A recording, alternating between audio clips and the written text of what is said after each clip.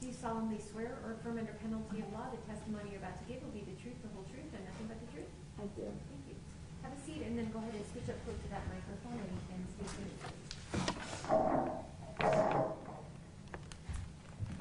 My name is Christina Servideo, Servidio.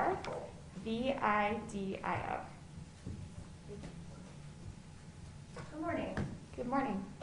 Ms. Servideo, can you tell us where you currently work? Yes, I'm employed at DNA Labs International, which is a private DNA testing laboratory in Deerfield Beach, Florida. How long have you worked there? Over 7 years. What is your job at DNA Labs International? I'm a senior DNA analyst as well as the technical leader at DNA Labs International.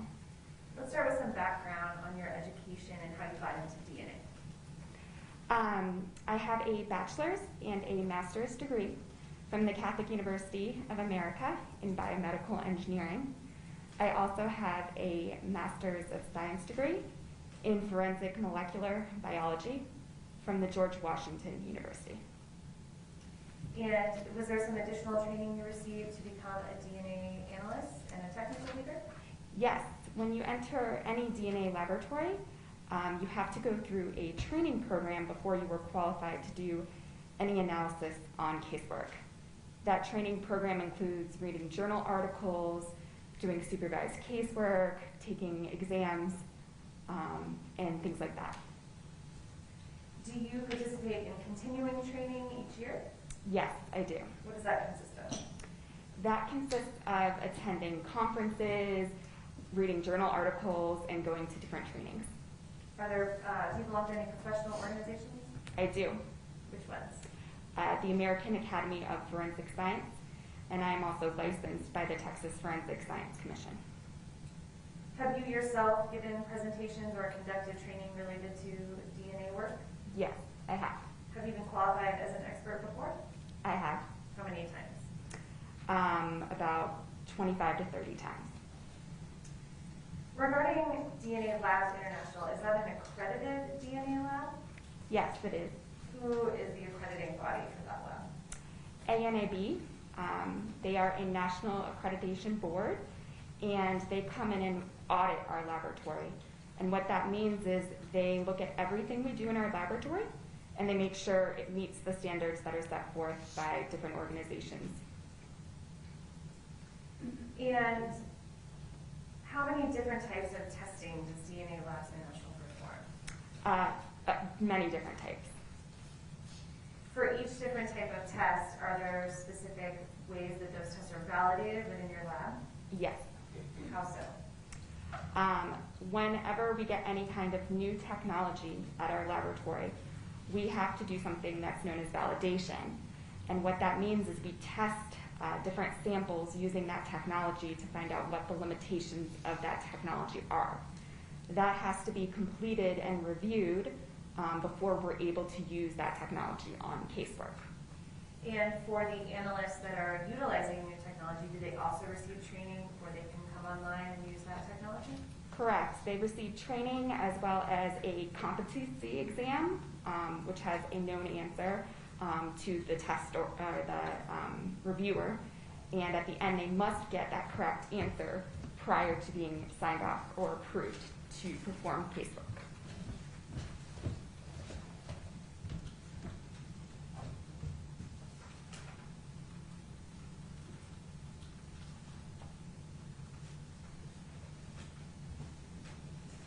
Were you assisted were you contacted to assist the state with the Victoria Martens murder? Yes. And how did you determine a testing plan or what should be tested in this case since there was already some DNA testing going on? We reviewed the previous test reports that had been done by the New Mexico laboratory to see what additional testing the samples for this case would be eligible for. And what types of items were tested in your lab? We tested DNA extracts, which are tubes containing liquid that have the DNA in them. We also tested physical items of evidence as well, and standards from known individuals. So we heard a little bit about just what extracts were yesterday, and then you've given us a a little bit more today, but how do you know if that tube, if that extract is worth testing? So part of the DNA process is to look at how much DNA is present. We call it quantification. And that's something that happens during the DNA processing, and we can look at how much human DNA is present as well as how much male DNA is present. Based on those quantities, we can determine what kind of additional testing we would be able to do. So you said that it comes in a tube, so how do you perform a test on what's in this tube? So the tubes come to our laboratory. Usually they come to us dried down. That just means that all the liquid has been taken out and all the DNA is at the bottom of the tube. It's dry. You would add liquid back to that. It's called resuspending it. And at that point, now the DNA is back in liquid, which you can put into a reaction in the laboratory. When you test an extract, does it always give you the same result as the original test that was done on that item? Not necessarily. It can depend on how old the extract is, for example. If the extract was tested, years prior, there's a chance that the DNA could have degraded during that time. Tell us what an extract blank is. So as part of our quality procedures in any forensic laboratory, while you're processing the evidence samples, you also have to process something that's known as an extraction blank or reagent blank. What that is any chemicals or anything that is done to the sample also needs to be done to that reagent blank, so it mimics what's happening with the evidence sample.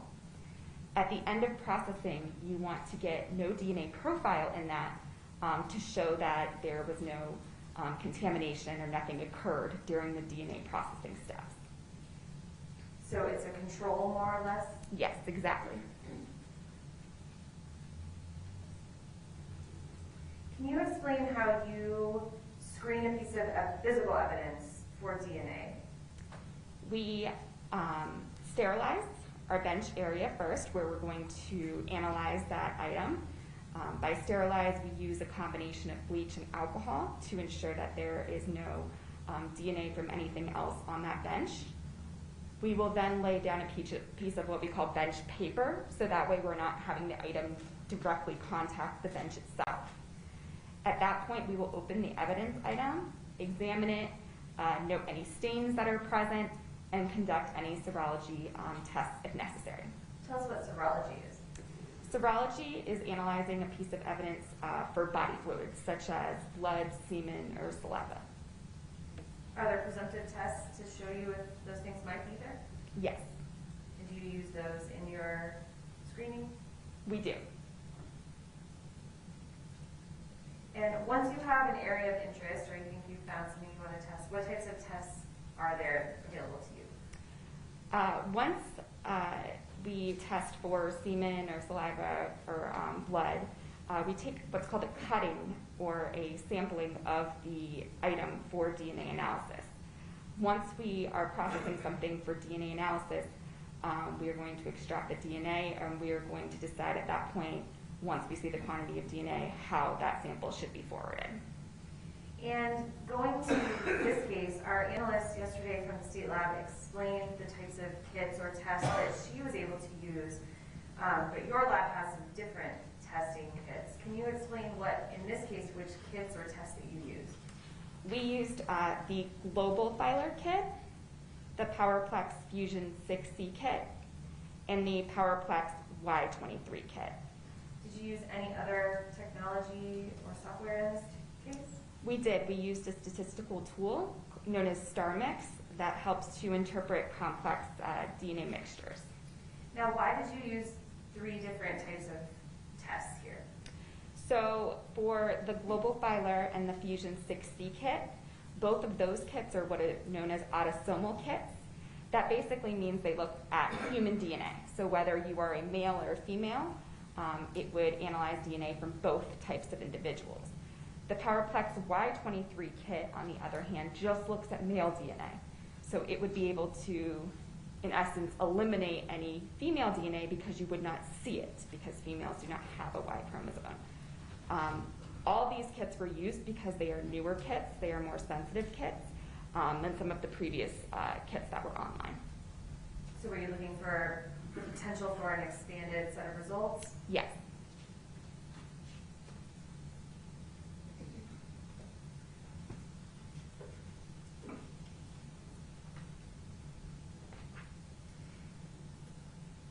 Did you find mixtures of DNA in your analysis in this case? We did. What is a mixture? A mixture is when you have DNA from multiple people in one sample. And does DNA, well, can DNA be destroyed or degraded? It can. How does that happen? Time, DNA will degrade over time. Chemicals are also something that can cause DNA to degrade. There's a reason why we do use bleach in our laboratory to help to sterilize our benches. So anything like bleach or detergents can help to destroy DNA as well. Heat would be another factor. So if something was left and exposed to a high amount of heat, that could destroy the DNA. Can DNA be obscured by other DNA? Can you give us an example? Yes, it can. So the best example would be in a sexual assault kit. If you tested a vaginal swab, that comes directly from a person's body. It's what we call an intimate swab in our field. And you expect there to be a lot of female DNA because it's coming directly from her.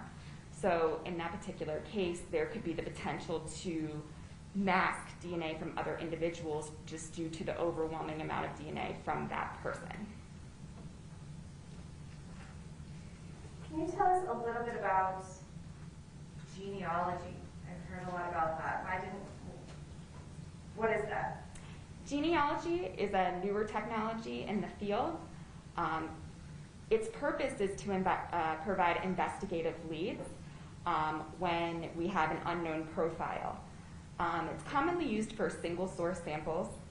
It can be used for mixtures, but it has to meet certain requirements for that. For example, a lot of samples where autosomal DNA testing is not an option because of the limited amount of male DNA, for example. Like we talked about before, masking DNA and having too much female DNA, that would be an example where genealogy would not be a good option, because if you processed it for genealogy, you would only pick up that female DNA. What about with a Y profile? Would that be a good thing to try for genealogy? Not necessarily, because Y profiles are not unique to the individual. So if you processed that same sample in autosomal looking at human and male DNA, it could be a mixture of several different individuals. We learned a lot yesterday about autosomal testing and Y testing, but we've talked about something called Starmix today. Tell us more about that. How does that work and what's it for? That's a statistical tool in our lab. We use it for complex mixtures. What Starmix does is it takes a complex mixture and it breaks it down and looks at what all the possible DNA types are for each contributor in that mixture. Once it does that, then it can be that mixture can be compared to any reference standards that are provided. At that point, a statistic known as a likelihood is generated, and what a likelihood ratio does is compares two different scenarios and provides support for one scenario over another. What other labs or use Starmix? Over 50 labs in the country have Starmix online or in the process of validating it. The FBI is one of those laboratories, as well as the Army laboratory. Our laboratory was the 5th lab in the country to bring online Starmix. And is that internationally used as well?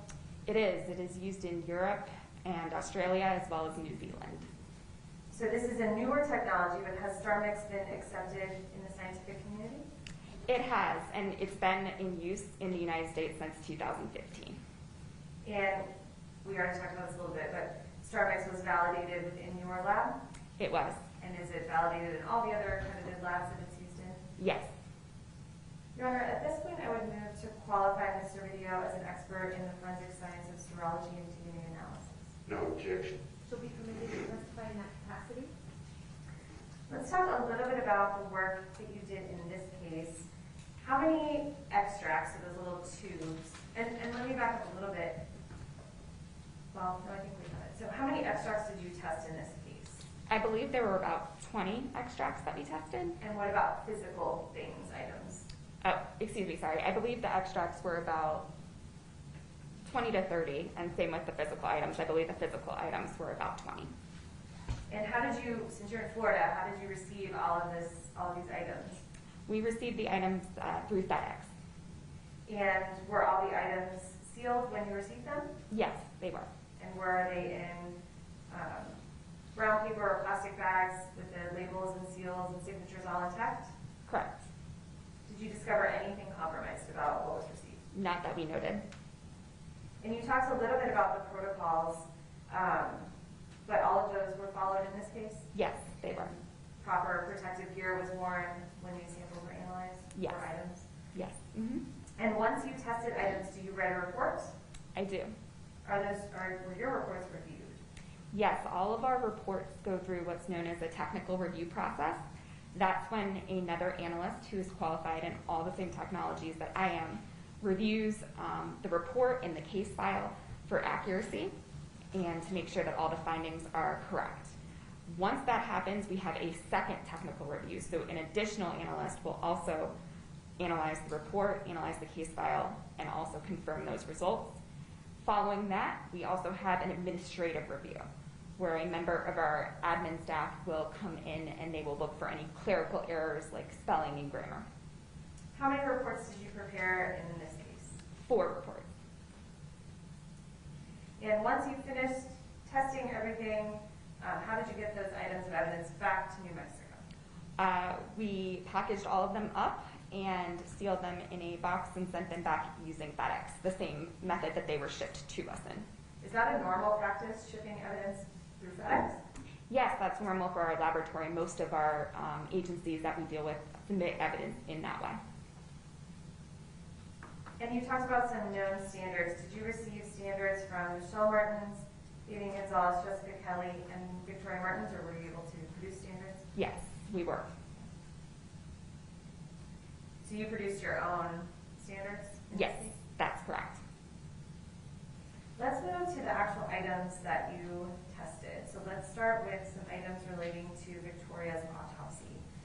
Looking at, I see an extract from her mid-back, which I believe is from your March 12, 2018 report. May I reference my reports? Yes, is it? That's fine, thank you. And if you need your lab number, I have those. Would you mind providing that number? Sure, it's 17-10417.26. Okay. And so, just so we're clear, you gave all these items another number that's unique to your lab, right? That's correct. So if we look at that number, that extract from the mid-back, that references 4175-24. Is that what you have? Correct. So that's an extract in a tube. So tell us what type of testing you did and what result you got from that extract. For this extract, we performed YSTR testing, so the testing that just looks at the male DNA. The Y-DNA profile that we obtained from that item indicated a mixture of at least 2 male individuals, but was inconclusive for comparison purposes. Okay, let's look also, I believe the same report, the extract from the lower back, which I have is 18.01781.02. Okay. And tell us about, and that references 4175-14. Is that what you have? Yes. Tell us what result and what test you did on that. We also performed the YSTR test on this item. The Y-DNA profile obtained from this item also indicated a mixture of at least 2 male individuals and was inconclusive for comparison purposes. So now, I know that you weren't privy to all of the lab results from the lab that we heard yesterday from the state lab, that is. But we heard yesterday as to 4175-14 that the state lab here got a comparable Y from there, and you're getting a mixture that's not comparable and insufficient. How do we explain the discrepancy between the two tests? So that can happen when you use a more sensitive kit. You might pick up DNA from more low-level individuals that you didn't see in one of the older kits that was used. And what about her getting, or the Archuleta getting a comparable profile and you getting inconclusive? Does that have anything to do with it being an extract, or? That just has to do, I believe that has more so to do with the quality of the kit that we used. So because it can pick up all those low level of DNA, I believe that's probably why we're seeing a mixture now, whereas before it was only a single source profile was seen. So this isn't an uncommon thing to have when one lab's using one set of tests and you're using maybe a little bit more sensitive to have sort of a different results. Correct. We see in our laboratory, because we are a private laboratory and we do have newer kits online, when we do retest extracts from other laboratories, which we do regularly, we do sometimes see different results because of an older kit being used. It's not as sensitive as our kits are in our laboratory. Does that invalidate the results from the state lab at all? No, I wouldn't say it invalidates it. It's just a different test. Let's move to the extract from the lower back, which I believe is the same report on March 12th of 18. That extract number is 18-0178 or 18.01781.01, which I believe corresponds to 417511. Yes. Tell us about that.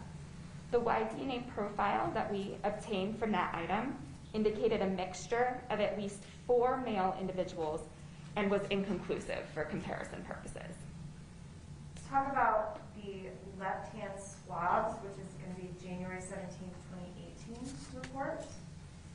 And this is her OMI swabs. This is 17.10559.06 and 07. So my understanding is she had a dry and a wet swab of her hand taken. Tell us what you did with those swabs. So we combined those 2 swabs into one DNA sample. That's not uncommon to do. A lot of swabs are collected in the field with both a wet swab to try to get as much DNA as possible, and then a dry swab to collect any remaining DNA. So because they come from the same area, though, they can be combined later in processing. What results did you get, and what test did you do? So blood was indicated on those swabs. The items were combined into that single sample for DNA analysis, and an insufficient amount of male DNA was detected on that sample. What that means is those different kits that I was telling you about, we need to have a certain amount of DNA, male DNA, in order to take them forward to try to get a profile. Anything that's below that limit, we know it's very unlikely that we would get a comparable DNA profile, so we don't do any further testing. So that's what happened in this particular case with this sample.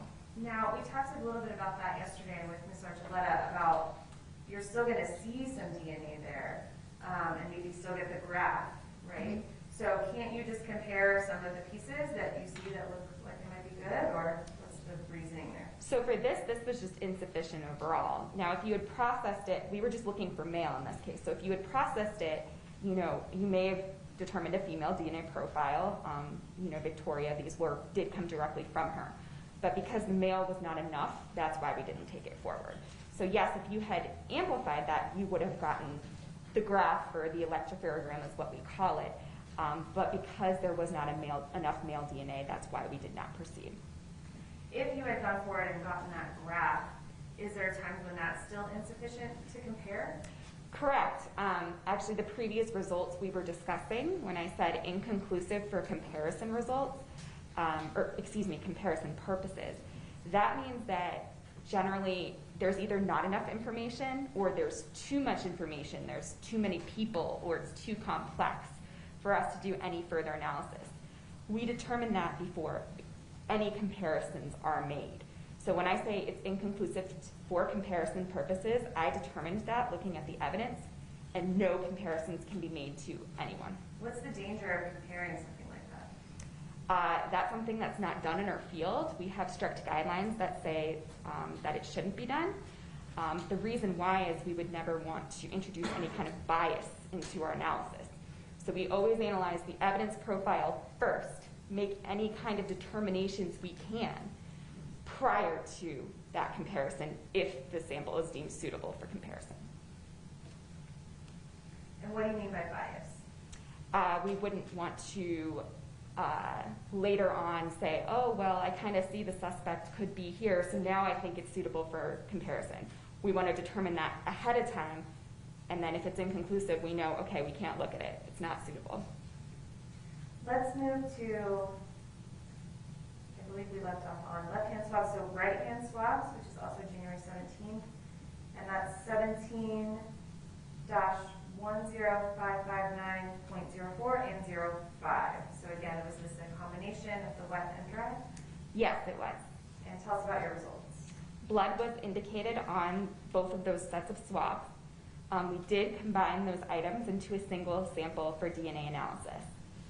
The sample did have sufficient Y DNA to move forward, and the Y DNA profile that was obtained from this sample indicates a mixture of at least 2 male individuals and is inconclusive for comparison purposes. So you cannot compare that to any known profile? Correct. Let's talk about the right hand fingernails, which I believe are on the November 6th of 2017 report, 17.10417.07. Okay. Did you do testing on the, I believe you had the extract here? Yes, we did. Tell us about your test results. The Y DNA profile obtained from that item indicated at least 1 male contributor and was inconclusive for comparison purposes. Moving to Victoria's, the chest swabs, which are 17-10417.23 from the November 6th report. Was this also an extract? Yes, it was. And what results did you get from this extract? The Y DNA profile we obtained from that extract indicated a mixture of at least 2 male contributors and is inconclusive for comparison purposes. Let's move to her abdomen, which is 17.10417.10, which I believe corresponds to 4175-6. Yes. Tell us about this result from this extract. The Y DNA profile obtained from that extract indicated at least 1 male contributor and was inconclusive for comparison purposes.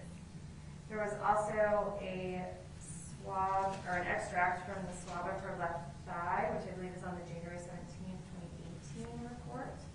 And that is DNA lab number 17.10559.08. Okay. And tell us about the test you, or the results from that extract. Blood was indicated on that item. However, an insufficient amount of male DNA was detected, so no further analysis was performed. There was also a garbage bag that was wrapped around her body, and you had an extract from that, which I believe is from the March 12th, 2017 report, I believe. Let me double check. And that was DNA lab number 17-10417.14.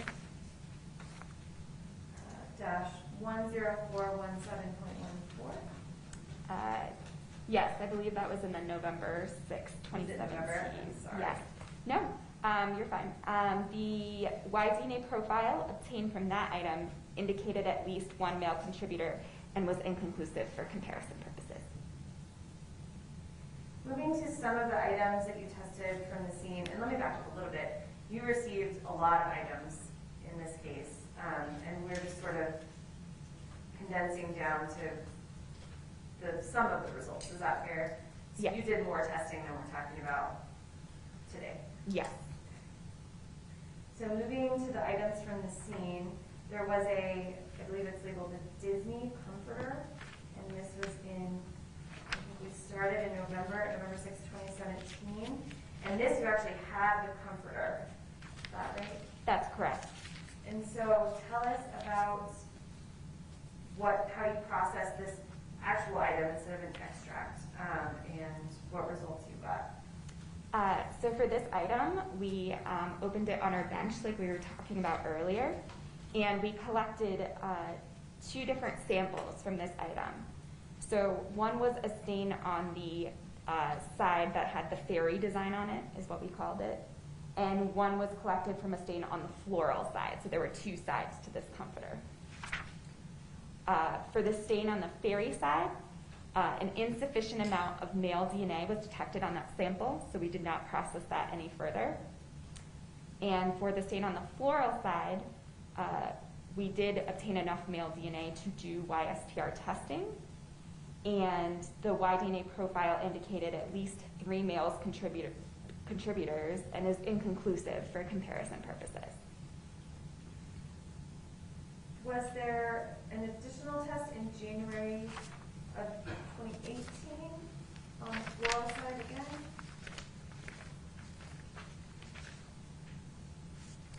There was. An additional sample was collected from a possible blood stain on the floral side. For that particular sample, an insufficient amount of male DNA was also detected on the sample, so no further analysis was performed. And this is DNA lab number 17-10574.02, which corresponds to 1832. Is that what you have? I think for the Disney Comforter, I have 17-10574.01. You also physically had some knives. Correct. And let's start. Let me actually. May I approach?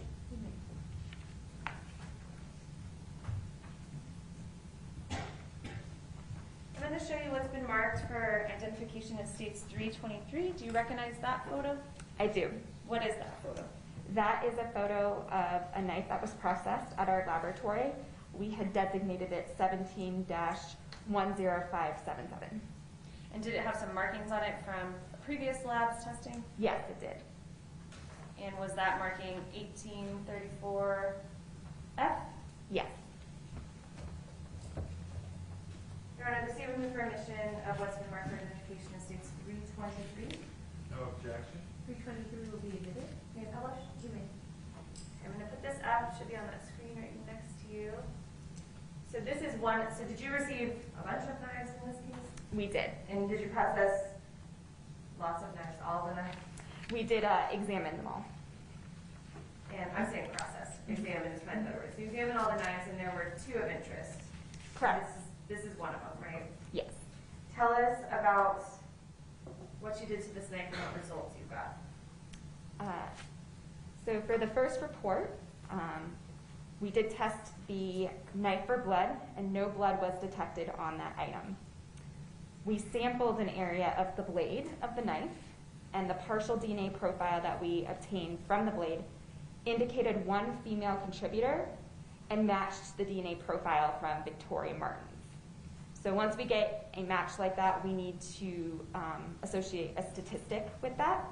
So in this particular case, the chance that an unrelated person chosen at random from the general population would match this partial DNA profile is approximately 1 in every 21 quintillion individuals.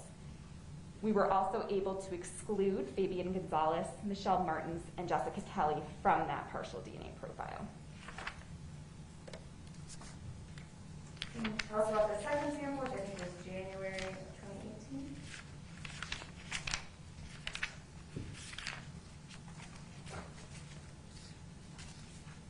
An additional sample was later collected from the handle area of that knife. No blood was detected on that sample, and the DNA profile we obtained indicated at least 1 male contributor, but was inconclusive for comparison purposes. When you say at least 1 male, does that mean there's 2? Could be.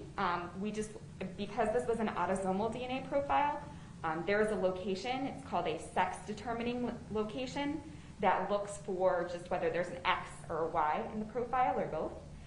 In this particular case, there would have been a Y in that DNA profile. So that tells us we know there's 1 male, at least. So it could be 1 or more. Could be. And then tell us about the second knife that you processed. I have that from your January 2018 report as 17-10577.02 or 1834A. For that knife, blood was indicated on the blade of that knife, and a sample was collected from the entire handle area. For that DNA profile, we obtained the DNA profile indicated a mixture of at least 2 individuals with at least 1 male contributor. Fabian Gonzales, Michelle Martens, and Jessica Kelly were all excluded from that DNA profile from the handle area. Victoria Martens could not be excluded, however, as a contributor to the mixed DNA profile, so we used our statistical tool known as Starmix to generate a likelihood ratio.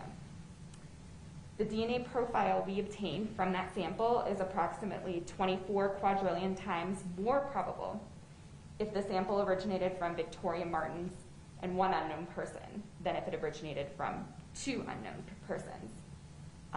This analysis has extremely strong support for the proposition that Victoria Martens is a contributor to the mixed DNA profile.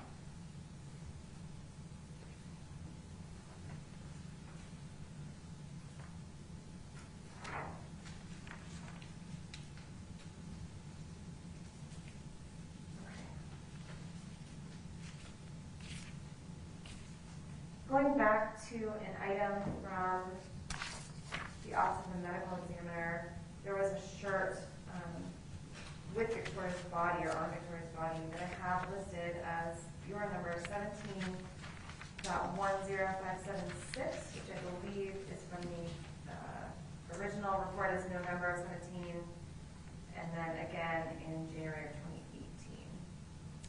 So for the original testing, blood was indicated on that shirt.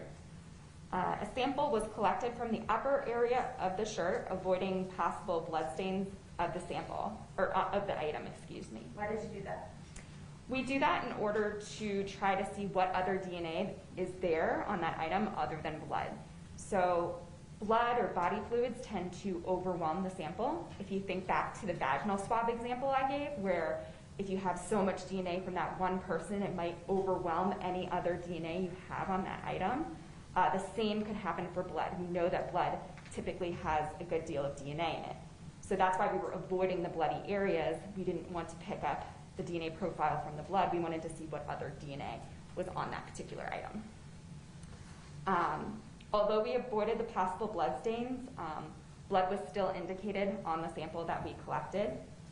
The DNA profile from that sample indicated 1 female contributor and matched the DNA profile obtained from Victoria Martens. Fabian Gonzales, Michelle Martens, and Jessica Kelly were all excluded, and the chance that an unrelated person chosen at random from the general population would match that DNA profile is approximately 1 in every 350 septillion individuals. So basically it's Victoria's own DNA on that shirt. At that high of a number, that's generally what we would say. And tell us about the testing you went forward on in January of 2018 on the same item.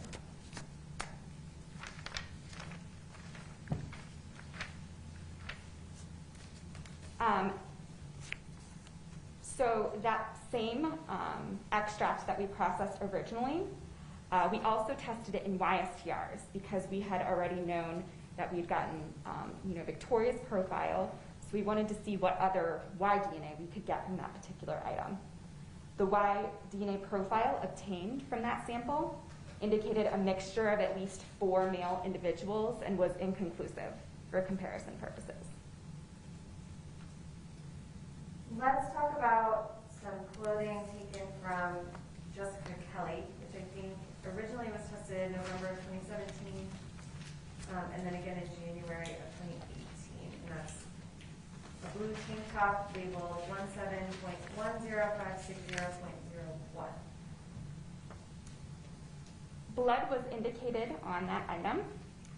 The DNA profile obtained from the possible bloodstains on that item indicated 1 female contributor and matched the DNA profile from Michelle Martens. Victoria Martens, Fabian Gonzales, and Jessica Kelly are excluded as contributors to this DNA profile. The chance that an unrelated person chosen at random for the general population would match that DNA profile is approximately 1 in every 1.5 octillion individuals. And tell us about your additional sample from January of 2018 for the reports in January of We collected an additional sample from the possible blood stains on the exterior front bottom of the item, and blood was indicated on that sample. The DNA profile we obtained from that sample indicated a mixture of at least 2 individuals. Fabian Gonzales and Jessica Kelly were excluded as contributors to that mixed DNA profile. Michelle and Victoria Martens could not be ruled out as contributors to that mixed DNA profile. So we used our statistical software, Starmix. In comparison to Victoria, the DNA profile from the sample is approximately 220 trillion times more probable if the sample originated from Victoria Martens and 1 unknown person than if it originated from 2 unknown persons. Therefore, this analysis provides extremely strong support for the proposition that Victoria is a contributor to this mixed DNA profile. You also had an extract, I think, from a pair of genes from Jessica Kelly that was tested. I had another comparison to Michelle. In that. Okay, go ahead. I'm sorry. No. Stopped you too soon. We also compared to Michelle for that particular sample. And the DNA profile obtained from the sample is approximately 180 trillion times more probable if the sample originated from Michelle Martens and 1 unknown person than if it originated from 2 unknown persons. Therefore, this analysis provides extremely strong support for the proposition that Michelle is a contributor to this mixed DNA profile. Is that everything from that one? And then one further set of propositions was considered. The DNA profile obtained from the sample is approximately 1.1 duodecillion times more probable if the sample originated from Victoria and Michelle than if it originated from 2 unknown and unrelated persons.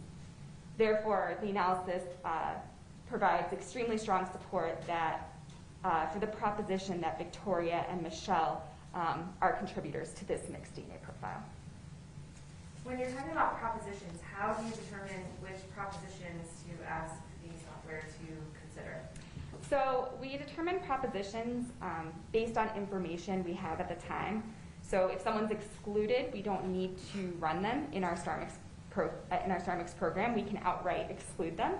However, if we do see consistencies between their profiles and the mixture, that's when we would need to run it in Starmix to generate that likelihood ratio. Additional propositions can always be requested later if new information becomes available or if it's requested. Let's move to Jessica Kelly's genes, which were, I believe you had an extract on 17.10417.03, which is 1855F. And Yes. tell us about that extract. What results did you get from that? The DNA profile from that item indicated a mixture of at least 2 individuals contributing to a major female and a minor DNA profile. When we say the words major, we mean the majority of the DNA comes from that particular individual. The major DNA profile matched the DNA profile obtained from Michelle Martens, and the chance that an unrelated person chosen at random from the general population would match that major DNA profile is approximately 1 in every 1.5 octillion individuals. We were able to exclude Fabian Gonzales and Jessica Kelly from the mixed DNA profile. So they were excluded as contributors to the mixed DNA profile, which includes both the major and the minor DNA profile. Victoria Martens could not be ruled out, though, as a possible contributor to this mixed DNA profile. So we reanalyzed using the Starmix software. The DNA profile obtained from the item was 41 billion times more probable if the sample originated from Victoria and Michelle Martens than if it originated from Michelle and 1 unknown person. Therefore, this analysis provides extremely strong support for the proposition that Victoria is a contributor to this mixed DNA profile. The next item that I would like to chat about is you had physically a wipes container, striped wipes container, which I believe is 17.10417.19, which corresponds to 2674B from our numbers here. This was the hand wipes container? Yes, and that should be on November 6th to start. I'm sorry, November 6th looks like an extract. Okay. And then I think January looks the actual item. Can you repeat the item number? Absolutely. 17.10417.19.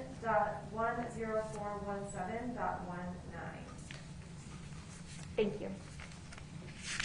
So we had an extract from the Santa Fe lab in November. Yes, we did process that. The DNA profile we obtained from the item indicated a mixture of at least 2 individuals with at least 1 male contributor and was inconclusive for comparison purposes. So after that extract was tested, you've got the actual container, and I believe those results are contained in the January 2018. And there's a different item number since that was the extract. So the actual wipes container was 17.10555.01 and 0.02. And tell us how you decided where to look for evidence on this item.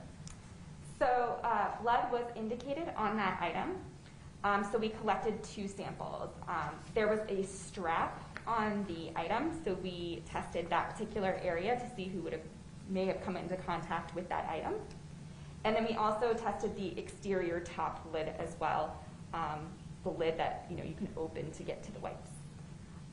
So we collected 1 from each area. And what were your results? For the exterior top lid sample, we did not detect any blood on that sample. And the DNA profile we obtained was a mixture of at least 2 individuals with at least 1 male contributor.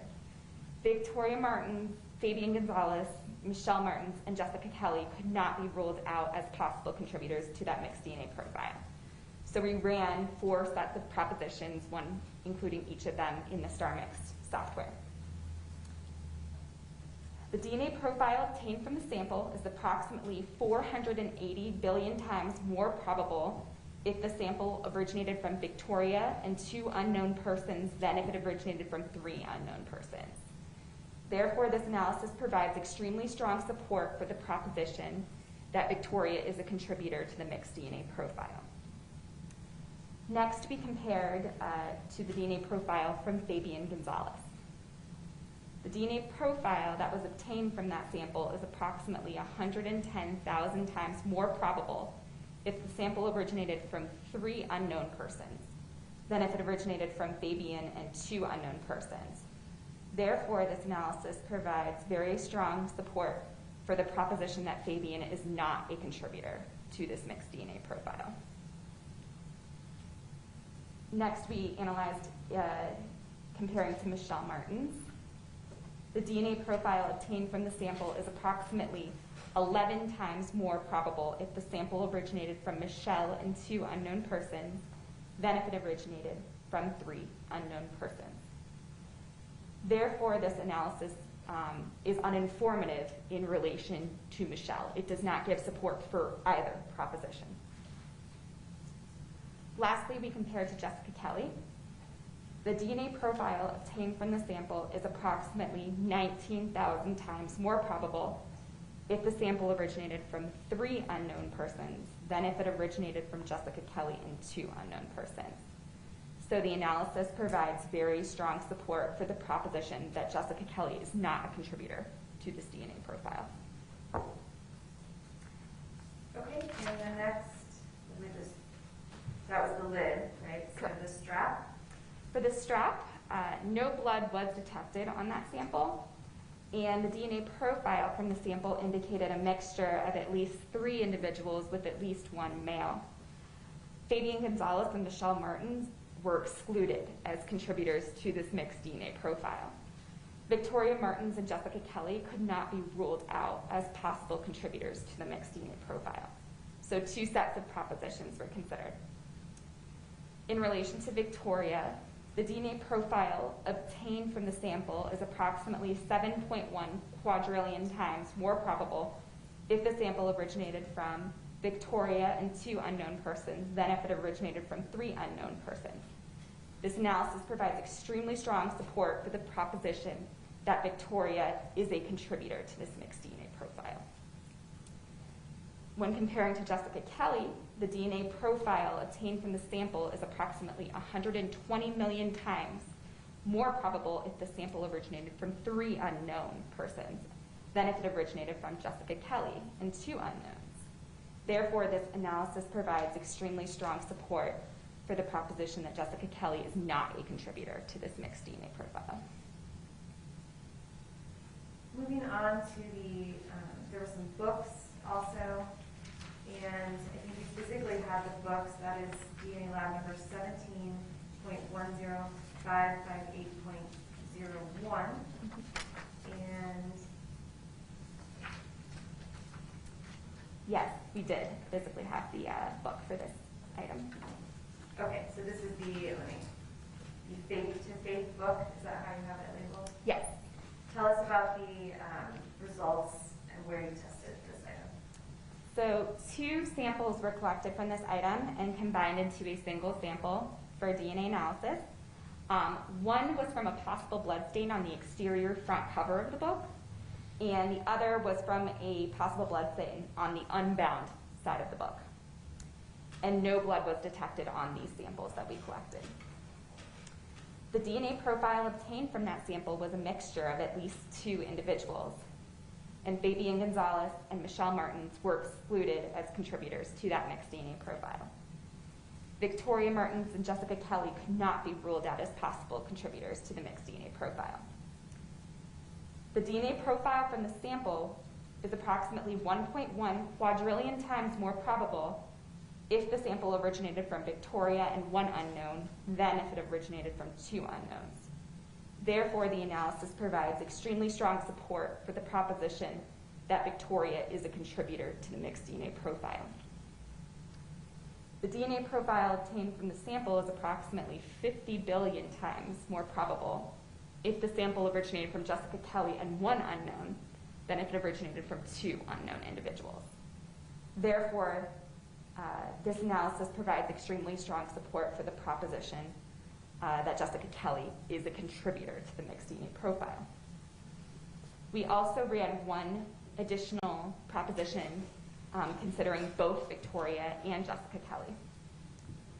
The DNA profile obtained from the sample is approximately 310 decillion times more probable if the sample originated from Victoria Martens and Jessica Kelly than if it originated from 2 unknown unrelated persons. Therefore, there is extremely strong support. This analysis provides extremely strong support for the proposition that Victoria Martens and Jessica Kelly are contributors to the DNA profile. Now, you said no blood was detected, but in your serology phase and your screening, it appears to be blood, and in fact, our New Mexico lab here had a presumption for blood.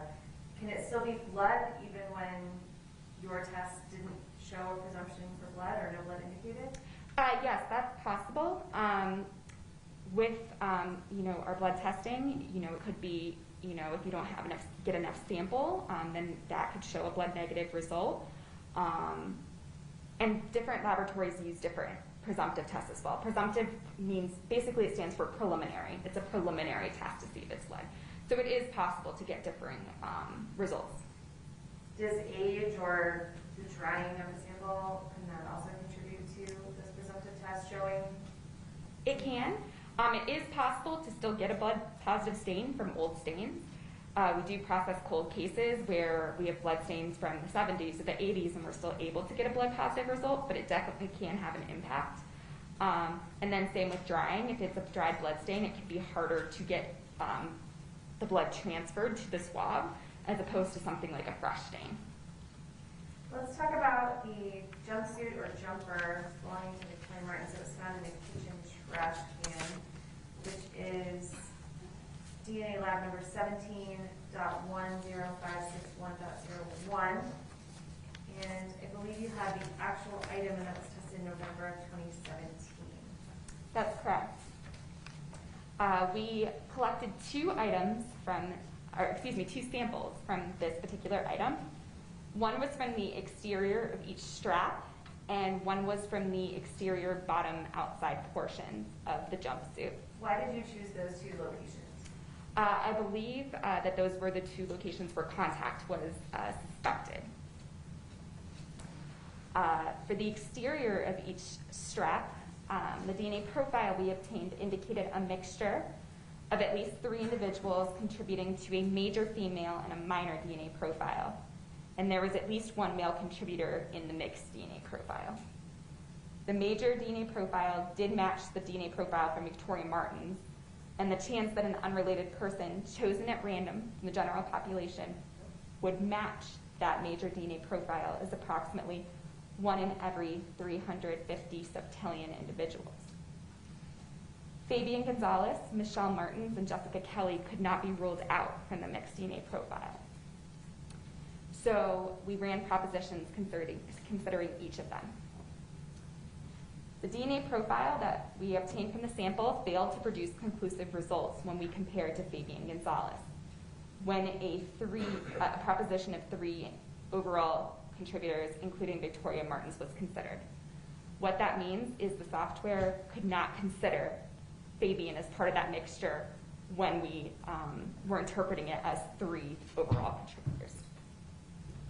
The DNA profile we obtained from the sample, when comparing to Michelle, is approximately 14 billion times more probable if the sample originated from Victoria and 2 unknowns than if it originated from Victoria, Michelle, and 1 unknown. Therefore, the analysis provides extremely strong support for the proposition that Michelle Martens is not a contributor to the mixed DNA profile. Lastly, in relation to Jessica Kelly, the DNA profile obtained from the sample is approximately 67,000 times more probable if the sample originated from Victoria and 2 unknown persons than if it originated from Victoria, Jessica, and 1 unknown person. Therefore, this analysis provides very strong support for the proposition that Jessica Kelly is not a contributor to the mixed DNA profile. So for the inconclusive, that just means the software just didn't consider him at all. So we don't know anything really. It means that the software can't explain the mixture as 3 individuals if we are considering it in relation to Fabian Gonzales. So talk about, was that everything for the strap? It was. So those are the exterior bolt straps. Correct. And was the idea that someone, if that item were to be taken off, it's described as was it one like connected shorts and top I believe. jumper? So the idea was that someone would pull those straps down. Correct. Okay. And then the next area you focused on was the bottom, and was that the idea that someone would have to then pull the item up? Correct. Okay. Tell us about the results from that exterior bottom. The DNA profile obtained from that sample indicated a mixture of 3 individuals contributing to a major female and a minor DNA profile. There is at least 1 male contributor to the mixed DNA profile. The major DNA profile matched the DNA profile obtained from Victoria Martens. The chance that an unrelated person chosen at random from the general population would match that major DNA profile is approximately 1 in every 350 septillion individuals. Fabian, Michelle, and Jessica could not be ruled out as possible contributors to the mixed DNA profile. When comparing to Fabian Gonzales, the DNA profile obtained from the sample is approximately 36 trillion times more probable if the sample originated from Victoria and 2 unknowns than if it originated from Victoria, Fabian, and 1 unknown. Therefore, the analysis provides extremely strong support for the proposition that Fabian Gonzales is not a contributor to this mixed DNA profile. When compared to Michelle Martens, the DNA profile obtained from the sample failed to produce conclusive results in comparison to Michelle Martens when a proposition of 3 overall contributors, including Victoria, was considered. So similar to the last sample, the software cannot explain the mixture in relation to Michelle Martens. The DNA profile from the sample is approximately 71 times more probable if the sample originated from Victoria and 3 unknown persons than if it originated from Victoria, Michelle, and 2 unknown persons. So we increased, given that Victoria and Michelle are related, sometimes that can make a mixture look like, a smaller number of contributors than it really is. So in that particular case, we did run another proposition looking at 4 contributors, seeing how the mixture would be interpreted as 4 contributors in relation to Michelle specifically. So the DNA profile is 71 times more probable if the sample originated from Victoria and 3 unknown persons than if it originated from Victoria, Michelle, and 2 unknown persons. This analysis provides moderate support that for the proposition that Michelle is not a contributor to the mixed DNA profile.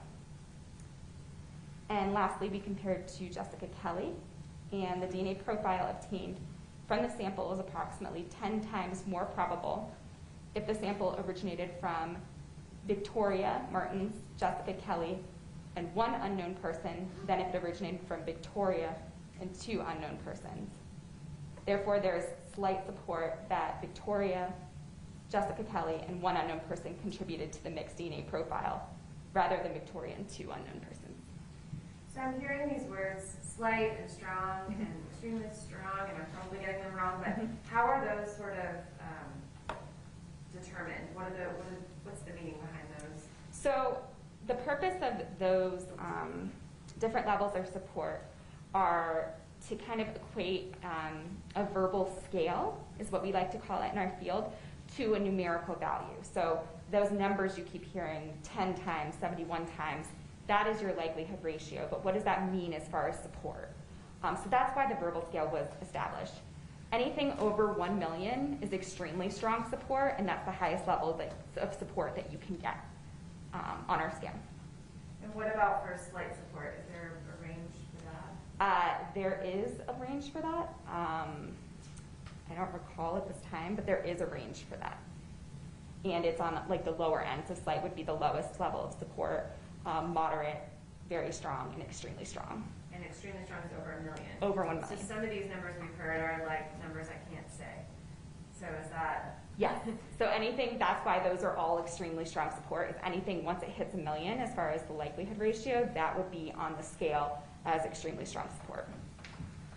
Let's talk about one other item of clothing that was found in that trash can. I believe you had the extract. This is the November 2017 report, the Monster High underwear extract, which I have as DNA lab 17.10414.05.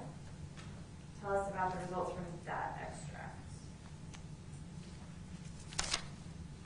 Sorry, can you repeat the number? Absolutely. 17.10414.05. I think that was from November of 2017. Okay, yes, we tested that using the YSTR kit. And the Y-DNA profile obtained from that item indicated at least 1 male contributor and was inconclusive for comparison purposes. The last item I want to talk about with you is there was some towels received physically that were found inside the washing machine. So I have the towel from washer, the hand towel, as DNA lab 17.13223, which corresponds to 1833A1 from New Mexico. Yes. And tell us about the results from that hand towel. Blood was indicated on the item, and 3 different samples were collected from the towel for DNA analysis. One was from a blood stain on the top of the towel. One was from a possible blood stain on the top of the towel. One was from a possible blood stain on the bottom of the towel. And one was from the top and the bottom of the towel, but was avoiding any stained areas. Similar to the other items we've talked about previously, we wanted to avoid the stained areas to avoid any potential blood masking other DNA contributors. For the first sample, the possible blood stain on the top of the towel, the DNA profile we obtained from the sample indicated a mixture of at least 3 individuals with at least 1 male contributor. Jessica Kelly was excluded as a contributor to that mixed DNA profile. Victoria, Fabian, and Michelle all could not be ruled out as possible contributors. We considered 3 different sets of propositions for this sample. The DNA profile obtained from the sample is approximately 3.6 quadrillion times more probable if the sample originated from Victoria Martens and 2 unknown persons than if it originated from 3 unknown persons. Therefore, this analysis provides extremely strong support for the proposition that Victoria is a contributor to this mixed DNA profile. The DNA profile obtained from the sample is approximately 44,000 times more probable if the sample originated from Fabian Gonzales and 2 unknown persons than if it originated from 3 unknown persons. Therefore, this analysis provides very strong support for the proposition that Fabian Gonzales is a contributor to this mixed DNA profile. Lastly, the DNA profile obtained from the sample is approximately 680 times more probable if the sample originated from 3 unknown persons than if it originated from Michelle and 2 unknown persons. Therefore, there's uninformative support for this particular sample based on Michelle's DNA profile, so it doesn't really support one conclusion over the other. I believe in a later report, we did an additional analysis on this particular sample. And we were asked to consider an additional proposition, which included Victoria in both propositions. So one proposition was Fabian Gonzales, Michelle Martens, and 1 unknown person. And the other proposition was Victoria, and 2 unknown persons. The DNA profile obtained from the sample is approximately 110,000 times more probable if the sample originated from Fabian, Victoria, and 1 unknown person than if it originated from Victoria and 2 unknown persons. Therefore, this analysis provides very strong support for the proposition that Fabian is a contributor to this mixed DNA profile. And then there was a possible blood stain on the bottom of that same towel, which I believe is 17.13223.02, also from January 2018 report. Yes. The DNA profile obtained from that sample indicated a mixture of at least 2 individuals with at least 1 male contributor. Jessica Kelly was excluded as a contributor to that DNA profile. Victoria, Fabian, and Michelle cannot be ruled out as possible contributors to the mixed DNA profile. The DNA profile obtained from that sample is approximately 4.2 times more probable if the sample originated from 2 unknown persons than if it originated from Victoria and 1 unknown person. Therefore, there is uninformative support in regards to Victoria. It doesn't support one proposition over the other. The DNA profile from the sample is approximately 970 billion times more probable if the sample originated from 2 unknown persons than if it originated from Fabian Gonzales and 1 unknown person. Therefore, this analysis provides extremely strong support for the proposition that Fabian Gonzales is not a contributor to the mixed DNA profile. Lastly, the DNA profile obtained from the sample is approximately 8,000 times more probable if the sample originated from 2 unknown persons than if it originated from Michelle and 1 unknown person. This analysis provides very strong support for the proposition that Michelle is not a contributor to this mixed DNA profile. And then lastly, so we talked about 2 possible blood stains. There's 1 other sample avoiding possible blood stains. Tell us about that. So for that particular sample, even though we attempted to avoid blood stains on or possible blood stains on the towel, we did blood test it using our presumptive test after collection, and blood was indicated on that sample. The DNA profile we obtained from that sample indicated 1 female contributor and matched the DNA profile obtained from Victoria Martens. Fabian, Michelle, and Jessica were all excluded as contributors to that DNA profile, and the chance that an unrelated person chosen at random from the general population would match the DNA profile is approximately 1 in every 2.1 septillion individuals. I have a moment here.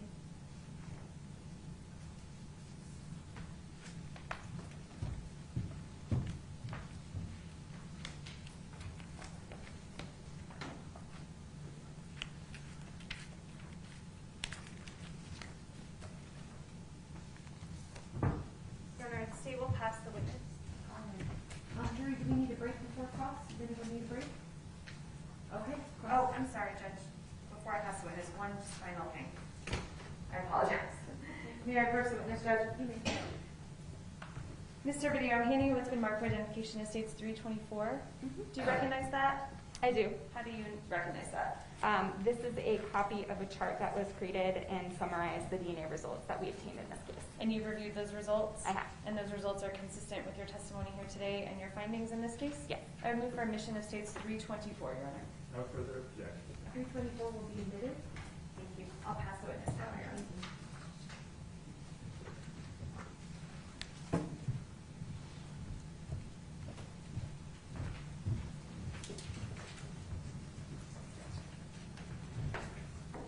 Were you Ms. Rentress the last time we spoke?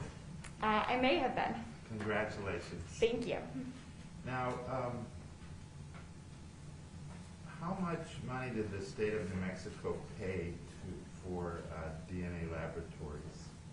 I do not know that amount. I'm on the science side of the house, so we don't deal with any of the finances for our clients. But it's been over $100,000, hasn't it? I do not know. It may have been. Okay. Now, if we look at the extract from the right-hand fingernail clippings,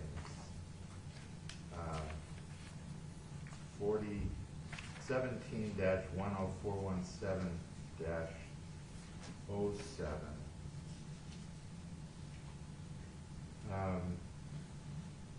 you obtained a number of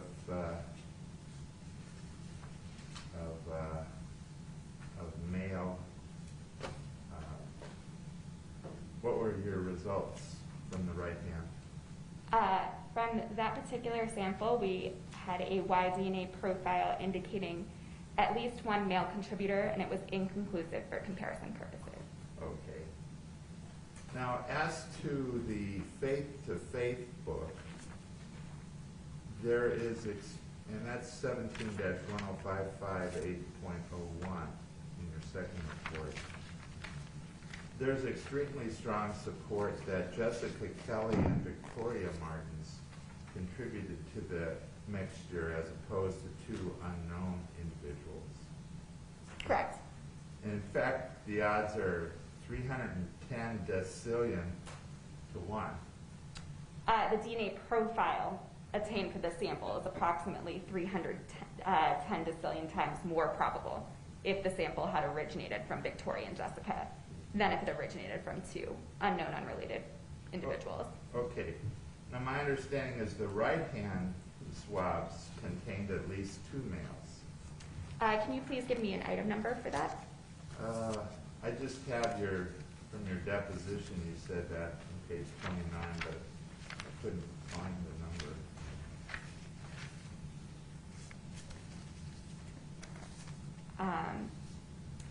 The right-hand swabs, the wet and the dry swabs that we combined into a single sample for DNA analysis, we did obtain a mixture, a Y-DNA mixture of at least 2 male individuals, and it was inconclusive.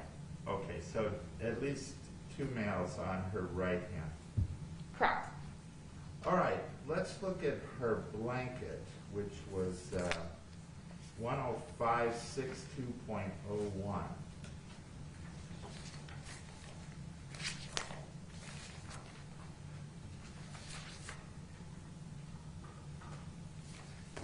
Do you know which report that was in? Oh, boy. I don't. 10562.01. Okay. Did you find it? I did. Great. Do you see at least 5 male individuals on this blanket? That's correct. We indicated that blood was present on this sample and collected a sample from the unstained areas on the item. However, blood was still indicated on that sample. We did Y-DNA testing, and the sample indicated a mixture of at least 5 male individuals and was inconclusive for comparison purposes. Now, as I understand it, it was 7,900 times more probable that the sample originated from people other than Fabian Gonzales. Is that true? I don't know what you're referring to. Just your deposition 31.8. I thought you had ruled him out. From 17-10562.01? Right, I may be incorrect because you're saying it's inconclusive. So did you run the probability analysis on that one? Not on that item. Okay. How about the 4 males on the red shirt? And I think the red shirt is D0292834. No, 10577.01 and .02. Yes, for that sample, for the Y-DNA testing specifically that was conducted, it indicated a mixture of at least 4 male individuals and was also inconclusive for comparison purposes. Now, maybe I'm wrong again, but didn't you exclude Fabian Gonzales as a contributor to the DNA on the red shirt? You're referring to the testing from the first report. That was the autosomal DNA testing, I believe. For that particular sample, the DNA profile indicated 1 female contributor and matched the DNA profile from Victoria Martens. That was an autosomal DNA profile, so we were able to make comparisons, and Fabian, Michelle, and Jessica Kelly were excluded. Okay. The second analysis that you are referring to was the Y-DNA testing. And that's where we mentioned before the reason why we do that Y-DNA testing is to eliminate anyone who could be overwhelming the sample. So someone who, if there's blood, it could be the blood donor. So that was the purpose, is that we saw male DNA, but when we tested in autosomal DNA, using an autosomal DNA kit, we only detected the DNA from Victoria Martens. All right, so in the autosomal, which is, we're looking at human DNA, both male and female DNA, you certainly saw Victoria's DNA, but you also excluded Fabian's DNA. Correct, from that DNA profile, that's correct. And then when you went to the YSTR, which only looks at male DNA, you found DNA from 4 males on the red shirt. At least. At least 4.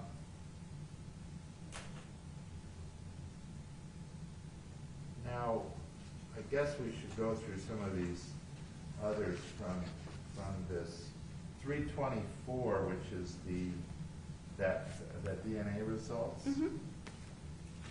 To quickly go through the first page, there's 2 knives, and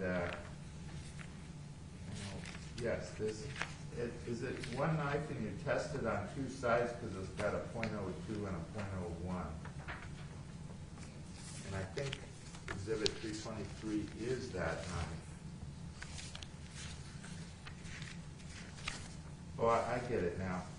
.01 is just the blade, and .02 is the entire handle. Is that right? We're looking at 70.105, 77.02, or the first page of this exhibit. .01 was a knife with a silver blade labeled 1834F. .02 was a knife with the silver blade labeled 1834A. Okay. So I guess I'm a little confused. Which knife is 323? That knife, I don't know what 323 refers to That's the exhibit number for this photograph. for this photograph. Okay. This knife is 17-10577.01, 1834F. You can see by the date here, the screener screened it on October 12th, 2017, and the first report only references this knife. A second knife was screened at a later date, so we know that this was 1834F. So there are two knives. There are two knives, Okay. yes. Now, this knife, we excluded Fabian, referring to 323 or .01, 1834F. Fabian was excluded. For the first sample that we collected, yes, Fabian was excluded from the DNA profile on the blade of the knife. Okay. An additional sample was collected from the entire handle area, and that DNA profile was inconclusive for comparison purposes. Now, the 1834A, I guess, is a different knife, but he was also excluded from that knife as well, wasn't he? Correct. He was excluded from the sample that we collected from the handle of that knife. Okay. White cloth, hand towel, coffee print pattern, which is 13223.01.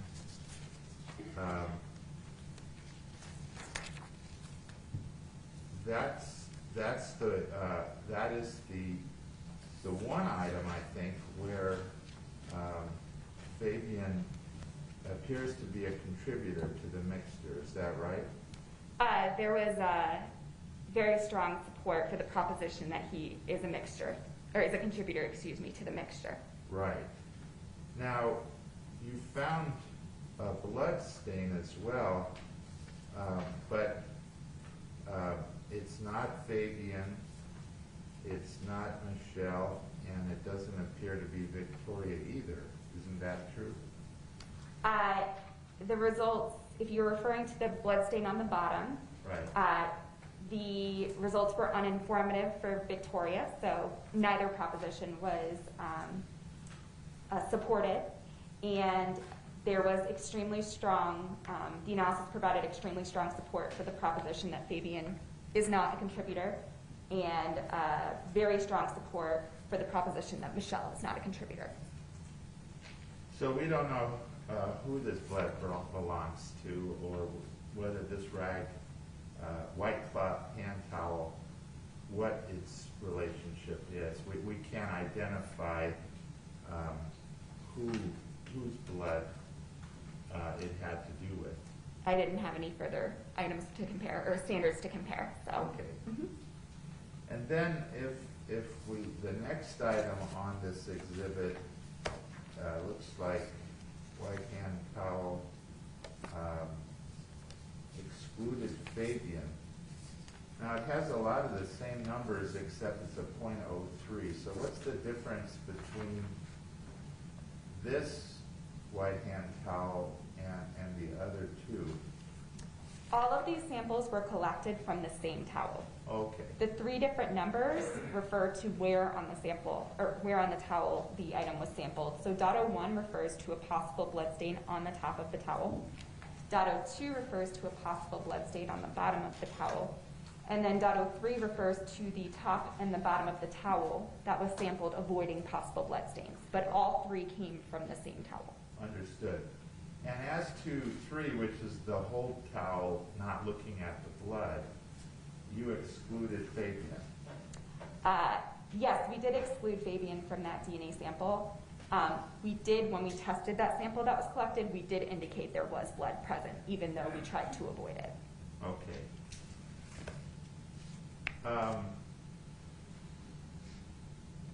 And you found hand wipes in Victoria's room, 2 individuals, but inconclusive, no comparisons.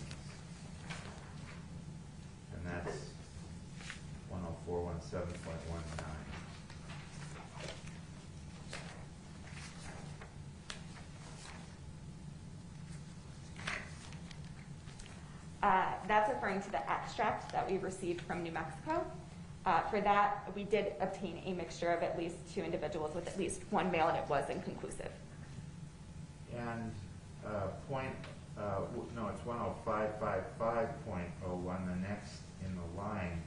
Once again, very strong support that Fabian was not a contributor to the minister. Is that right? Which item is that? It would be M8 is one way to look at it, 17.10555.01.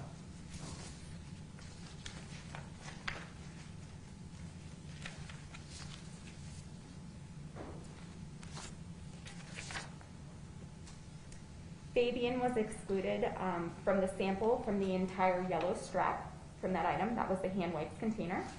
For the exterior top lid, there was, the analysis provided very strong support for the proposition that Fabian Gonzales is not a contributor.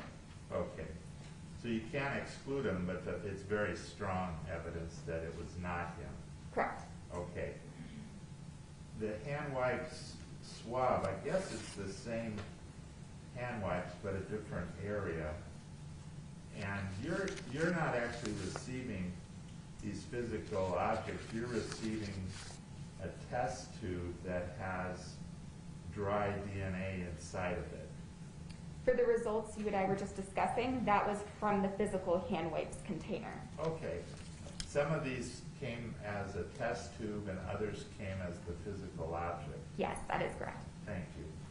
So looking at another part of the hand wipes, once again, he was excluded as one of the male contributor or the three total, at least three, that had touched the hand wipes or had left DNA on the hand wipes. If you're referring to the entire yellow straps, yes, he was excluded from that DNA profile. Okay. And we have at least one male, but we don't know, we don't have any profiles that would suggest who it is. We just know it's not Fabian. Correct. It's a male. Okay. I guess, is 10559 a different right-hand swabs, wet and dry? Oh, this is OMI, so we're now looking at the body of Victoria, this last page. Is that, I guess you don't have this exhibit in front of you, do you? I don't. Okay. Let's move to the extracts from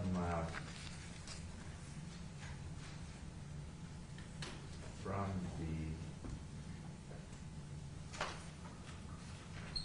child.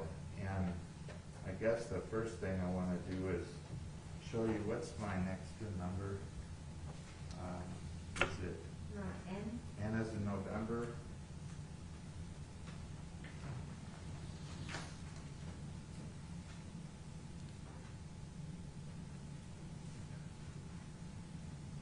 If I can hand you what's been marked as Exhibit N, do you recognize that? Yes, I do. And you talked about this during the direct, that you quantify how much DNA you have on various items before you sort of make a strategy of what test to go through for that item. Yes, that's correct. And and this document here is a worksheet that helps to quantify the amount of DNA that is present, both human and male. Yes. And while I'm at it, let's do both of these. If I can show you Exhibit O. This is another, oh no, I'm giving you the wrong one. I should come to that. There's another one here, I think. Yeah, here it is. I'm going to make this O. This is another quantification table. Thank you. That'll be key then. So these two quantification tables, N and O, they tell us how much human and male are on various items that you're looking at. Is that correct? They say how much is in the extract. In the extract that you're looking at. So all of the OMI, Office of the Medical Investigator, all of the DNA that you're looking at that were swabbed from Victoria's body, all of those were in tubes, and you had to resuspend them, get them to be liquid again, and then the first thing you did is see, well, how much DNA do we have in these tubes? Correct. All right. And I would move N and O into evidence. No objection. Defendants N and O will be admitted. Okay. Let me steal those from you, if I may publish, Your Honor. You may.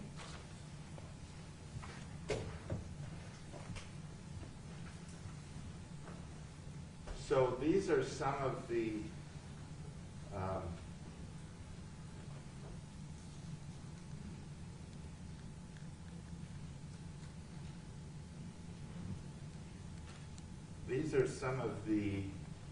quantifications as far as how much DNA that you have in these various items here.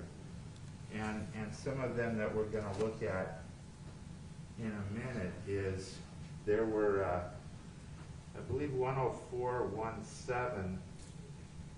Those items are fingernail clippings, aren't they?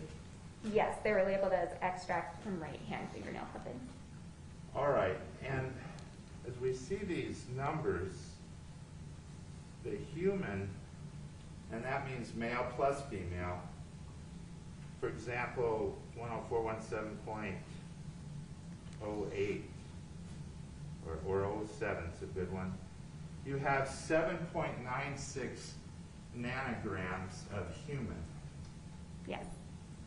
And you have 0.0011 nanograms of male. Yes, and I should mention those values are per microliter too. Therefore what? Per microliter? Right. Mm-hmm. Because we're trying to come up with, I guess, a solid and a liquid. Is that how it is? Or a liquid and a liquid? You're going with a weight to the amount of liquid. I guess you could say it that way. Basically, we're just trying to figure out, these numbers just represent how many nanograms are in each microliter of the extract. So depending on how much, or how many, microliters are in there, you will potentially have to multiply this value times that number. Now, so we get a little idea. If a gram were a little tincture of salt, Mm-hmm. I'm sure you've done this before probably. Is that a good analogy, as a gram is a little bit of salt? Some people use that analogy. Okay. A nanogram, as I understand it, is 1/billionth of a gram. Yes. Okay. And when we're looking at the male, we're down to picograms there because it's 0.001. Is that right? 0.001 would be, yes, a picogram. Mm-hmm. So it's like 1 times the power of 12, I guess. So that's, if a nanogram is a billion, then these numbers are in the 1 trillion. Correct. All right. What I'm trying to get at is there's 7,236 times more female than there, well, yes, more female, because you could subtract that from here to get just the female, but 7,000 times more female than male DNA on on these fingernail clippings. Correct, and that's what we talked about earlier, discussed earlier, how when you have DNA that comes from the body, that can overwhelm, or that can be so much more than any other DNA that is on the body. But it's also possible that there's two females on the fingernail clippings, not just the victim. There could be a second female, couldn't there? Correct. And so we're looking for something that is, 1/7,000th of the DNA when we start going into our YSTR. Yes. And the same would hold true showing you Exhibit O. We're going to look at these two. These are the swabs from the lower back, aren't they? Yes, the bottom two numbers are swabs. Oh, yes, the bottom two are from the lower back, and the first number is from the mid back. Okay. And if we look at the mid back, about 27 times more female than male DNA on the mid back. I have not done that calculation, but yes, there is more human DNA than male DNA. Okay. In such small quantities in terms of the male DNA, in all likelihood, we have a secondary transfer here, don't we? We don't have a statistical way to determine right now whether a secondary transfer could have occurred. Well, if I were to bring a cup of coffee to you, and you picked it up, it's possible that, or let's say I shake your hand and then you grab a cup of coffee. My DNA could be on the cup even though I never touched it. Yes, that's something that is possible. So it's a little like a virus, that it can get spread around from one object to another. That's what we mean by secondary transfer, isn't it? Yes. And the same, what was it, 6 on the blanket could be, we can't compare them statistically, but that could be how we ended up with DNA on the small of her back. Isn't it true? Do you mean the mixture of at least 5 male individuals 5 on the blanket? Yeah, the 5 on the blanket, we're going to see how many we found on her back, but it's possible that this amount of DNA in the, I've forgotten, picograms, that it could have been transferred from something else like that blanket or a park bench or in the playground, or there's a lot of different ways you can transfer DNA, aren't there? Yes, secondary transfer is possible. For the 2 profiles that I obtained, or the profile from the blanket and the back, those were all inconclusive profiles. So I wouldn't be able to do any comparisons to each other Right. with those mixtures. But yes, secondary transfer could be a possibility. Okay. Now let's go to these other 2, which would be P and Q. I've been made aware that one of the jurors needs a break. Let's You're do okay it. At this point, Mr. Great. Ernst? Okay, let's go ahead and take a break. We'll give you 10 minutes, all right? And jurors, you may go ahead and step out.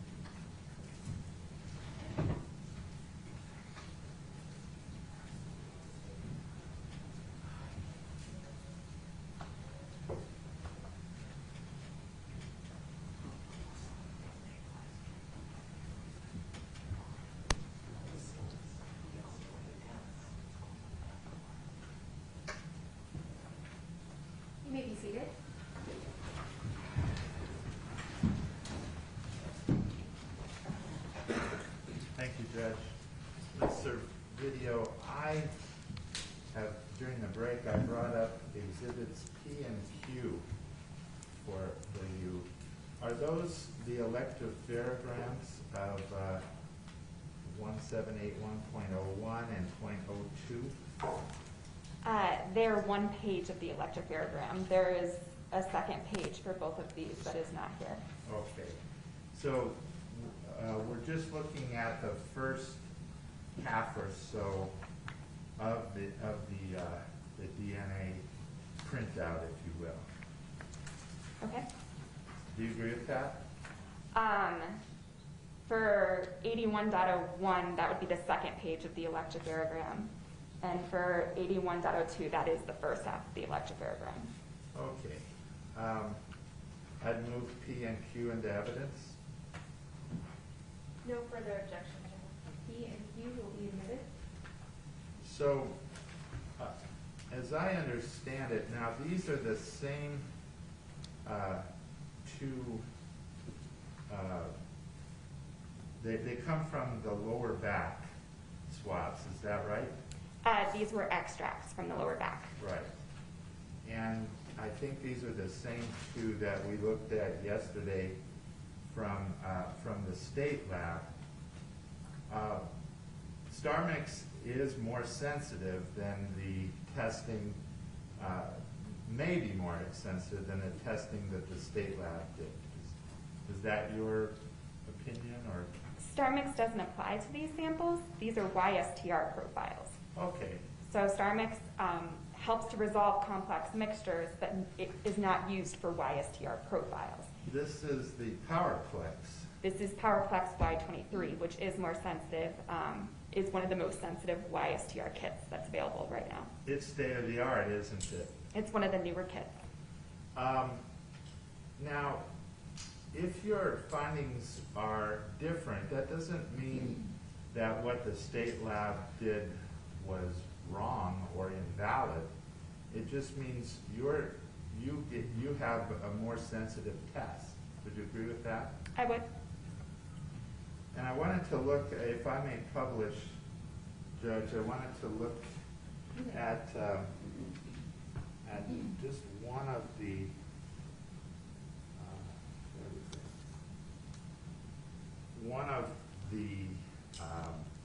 what do you call those, spikes, or? They're called alleles. They're alleles, and then when it jumps up, that's a spike that has data. You're picking up DNA data when it spikes up. That's correct.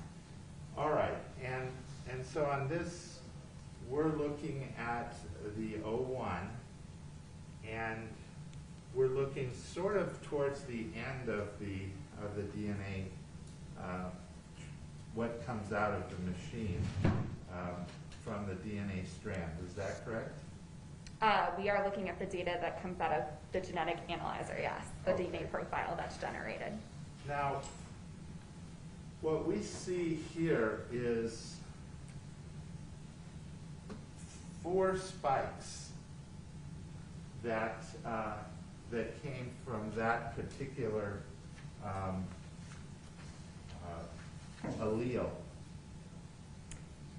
I would say 4 alleles that came from that particular location. Okay, good. Mhm. Thank you. Now, there's 2 that are about the same strength because, well, first we have four numbers. That's why we say there's 4 males that contributed to this mixture, because we're seeing 4 here, and there's 4 over there, and probably on the first page we're seeing some 4s as well. That's why you're saying there's at least 4 males that contributed to this mixture. That's your conclusion, right?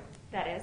All right. And then if we look at this one particular, we have the number 11, the number 14, the number 15, and the number 16. Those are the 4 numbers that have DNA that give us a spike. Is that right? Yes, those are the 4 alleles. Okay, and then the second number, as I thought, and I might be wrong, is that the strength, the quantification of DNA that you're seeing? You could call it that. We call it relative fluorescent units. Basically, it's how tall that peak is. Okay. And then what's the third number? Does that quantify anything? That's the size. So it indicates where in the DNA profile it is. You'll notice as you go from left to right on the electropharogram, the size will be bigger. So towards the left, you see 125.92, and then the next peak is 182.58. So it's the size. It's where on the x-axis, essentially, it is. Okay, so that's your x-axis is left to right. Mm-hmm. And so the y-axis is how high up it goes. That's correct. Okay. The first two go up almost the same amount, 199 and 198. Would you agree with that? Yes. So is that like two majors, or how would you call those two? I didn't. I deemed this profile inconclusive for comparison so you can't, purposes. that's one thing you can't describe, because we don't have enough, if we back out here, even on this page, and I'm sure the other page will look like it, we're missing, a lot dropped out, didn't it? It did. So there's two problems why you can't really try to compare this with another electropharogram. First, we're missing a lot of alleles, right? Correct. And the other is because we've got a mixture. We've got 4 people.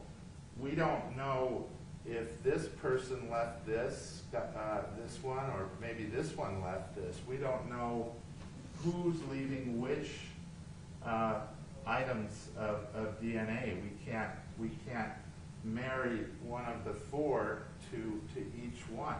Would you agree with that? I would. But your conclusion is, which we've already said, is that there are 4. There's 4 people that contributed to this one. I said at least 4. At least 4. Mm-hmm.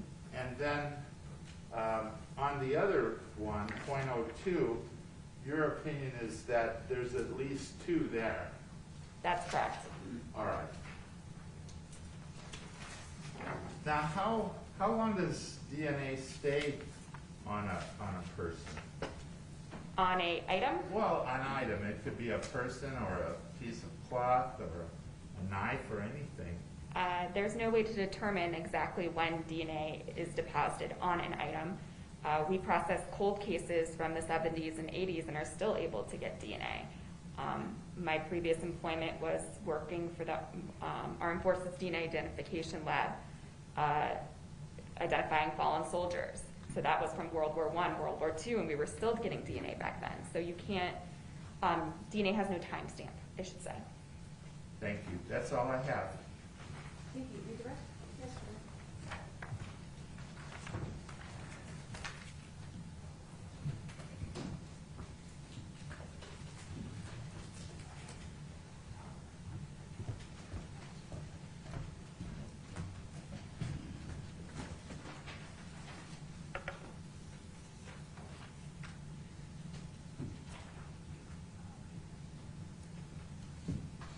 There were some questions on cross about the amounts of DNA you got from the extracts from OMIs. And its defense is N. Yes. And you were directed to look, I believe here, where we have 7.96 and 0.0011. So tell me what those numbers mean to you for that sample. 7.96 is the total amount of human DNA present. So that includes any female or male contributors that are in that DNA. 0.0011 just looks at the male DNA. So that's the total amount of male DNA that is in that sample. Could be from multiple males, we don't know, but it's just looking at the total. And those numbers are per microliter, like I mentioned before. Does this tell you anything about if this is a mixture or anything like that at this point? If we were to process it using autosomal DNA that looks at both male and female, I would expect a mixture because you see the high difference between the human and the male, that suggests that there could be a male in there and there could be a female in there. However, in this case, because the male is so low, we know that that human DNA could be overwhelming, so you may not see those males.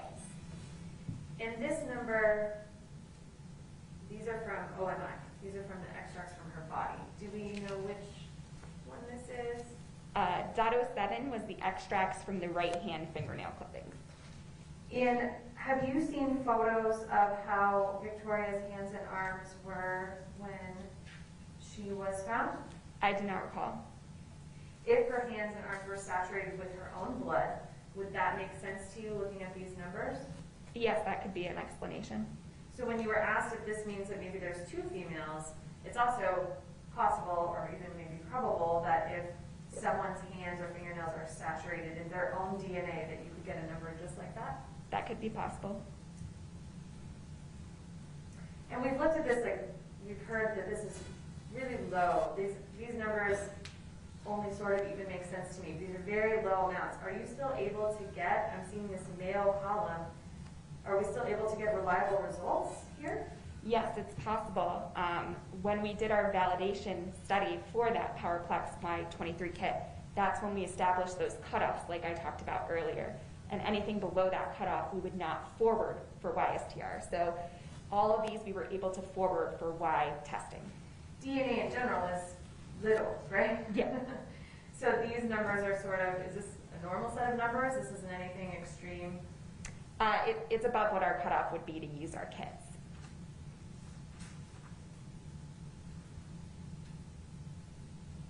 We were asked about the knives.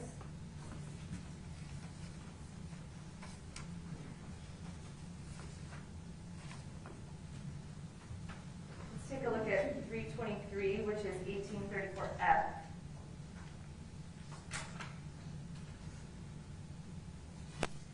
You were asked if Fabian had been, the defendant had been excluded from the blade. And there were actually sort of a series of questions about where he was excluded from. So when we say excluded, and this is from November 2017 report, 17-105-77.01.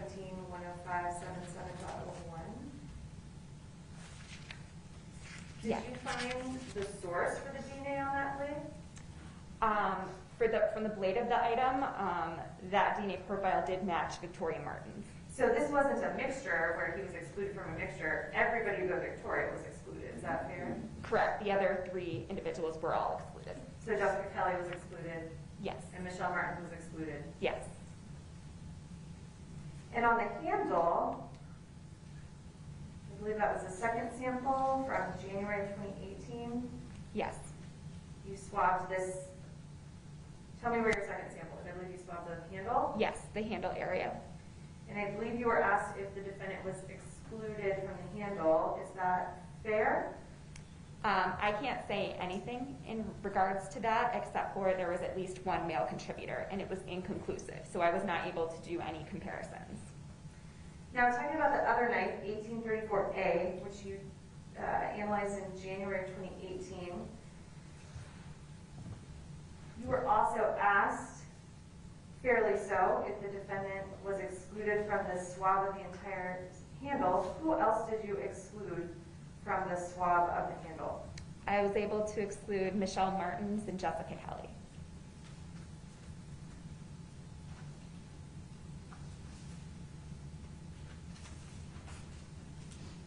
Let's talk about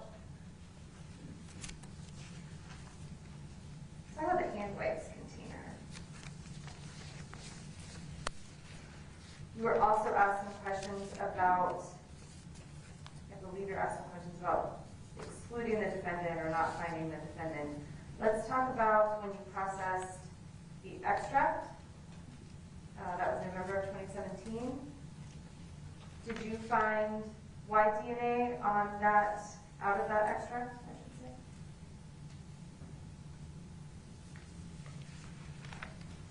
I'm sorry, the extract would have been November of 2017. I apologize, those were two separate reports. Yes, we did. We processed that for autosomal DNA, so the DNA kit that tests for both male and female. That was a mixture of at least 2 individuals with at least 1 male contributor and was inconclusive for comparison purposes.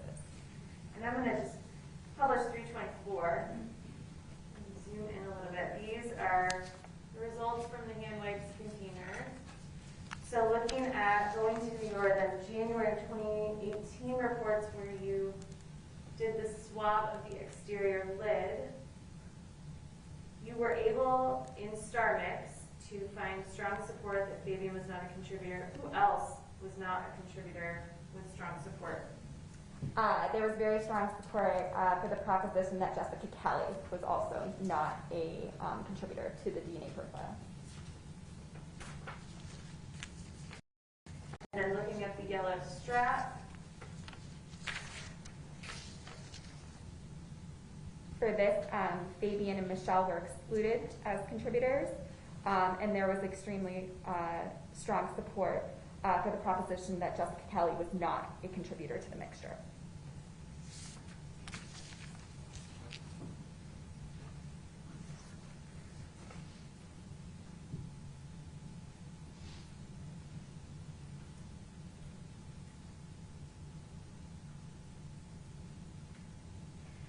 Going back a little bit to these swabs from OMI, specifically to Victoria's hands and fingernails, did you run autosomal testing on those or just Y testing? For the right hand swabs? Yes. For the right hand swabs, we only performed YSTR testing. Is that because autosomal testing from New Mexico had already determined that Victoria was the source of the major profile? Objection, leading. Rephrase. Is that because of results from New Mexico? I believe so, but you would need to consult New Mexico for those results. When you first consulted on this case and decisions were made, when would a decision be made to just run a Y and skip the autosomal testing on the front end?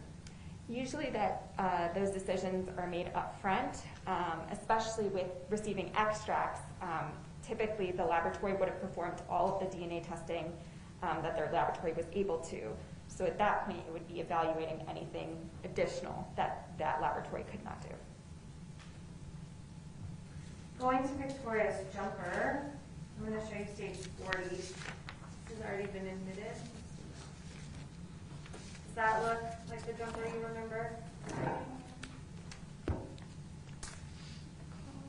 Which report was that from? I'm sorry, that is from November of 2017, and it is 17-10561.01, where you did the straps and then the bottom.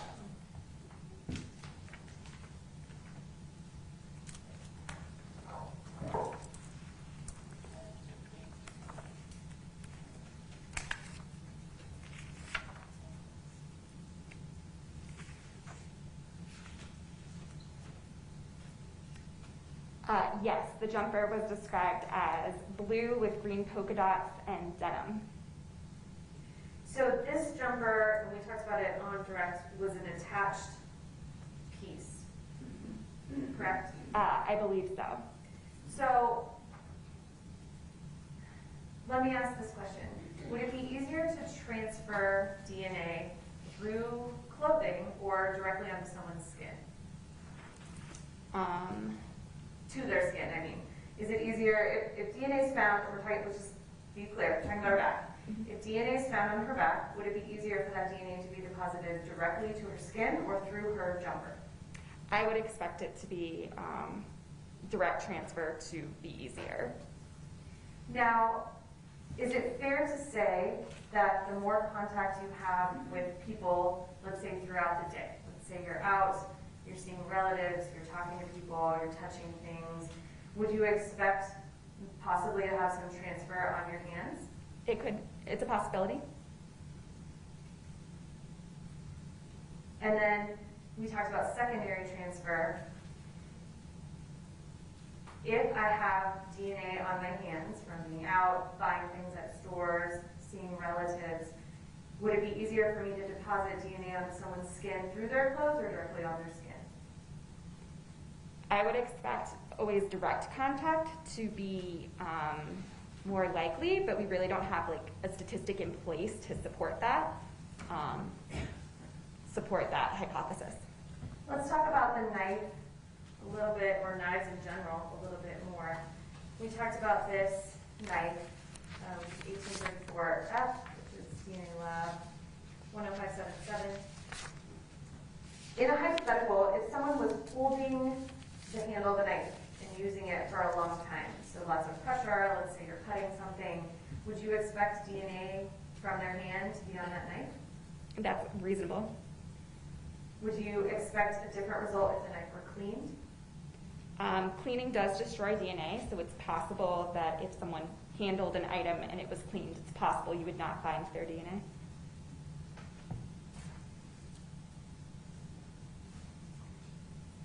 Talking about the towel from the washer, which was 1713223, you have 0.01, 0.02, and 0.03 from January of 2018, and also October of 2021. Yes.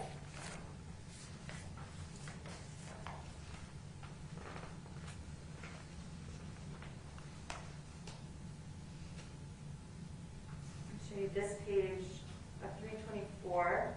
It might be a little small.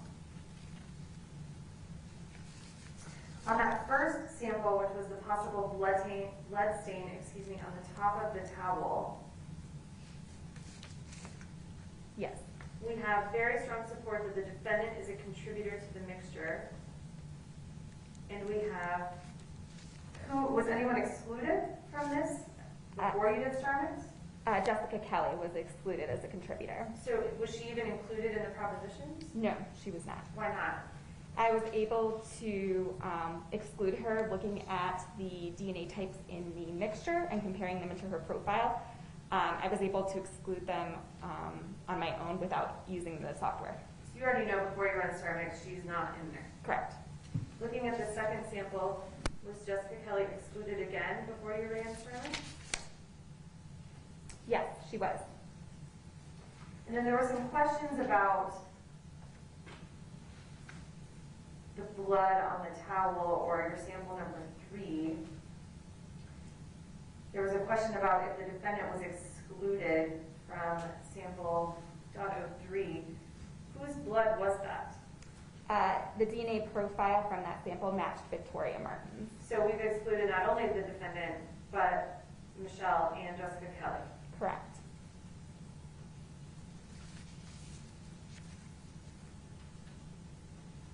And then in the sample you ran, or the proposition, excuse me, that you reran in October of 2021, can you tell us one more time the conclusion from that proposition? Yes. The DNA profile obtained from that sample is approximately 110,000 times more probable if the sample originated from Fabian, Victoria, and one unknown person than if it originated from Victoria and 2 unknown persons. This analysis provides very strong support for the proposition that Fabian is a contributor to the mixed DNA profile. So there is blood, the sample that was blood indicated contains Victoria's profile, and presumably that's her blood, and then the defendant is found on that same item? Yes, there was also extremely strong support for the proposition that Victoria was a contributor. Do you have a moment?